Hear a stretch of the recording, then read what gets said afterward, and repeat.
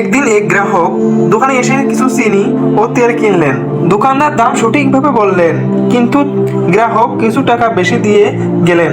দোকানদার সেটা দেখে ভাবলেন, আল্লাহ রাসূল সাল্লাল্লাহু আলাইহি সাল্লাম বলেছেন, যে ব্যক্তি তার ব্যবসা সত্য ও সৎ থাকে, আল্লাহ তাকে সম্মানিত করেন। সহিহ মুসলিম।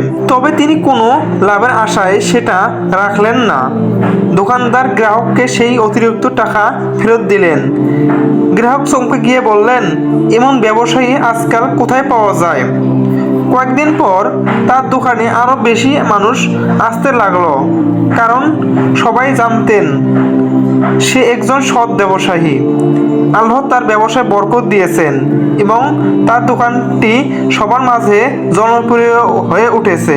এই গল্পটি আমাদের শেখায় যে ব্যবসায় সততা ও ন্যায়ের পথ অনুসরণ করলে আল্লাহর রহমত আসে আর তা মানুষের কাছে বিশ্বাসের মাধ্যম হয়ে ফিরে আসে।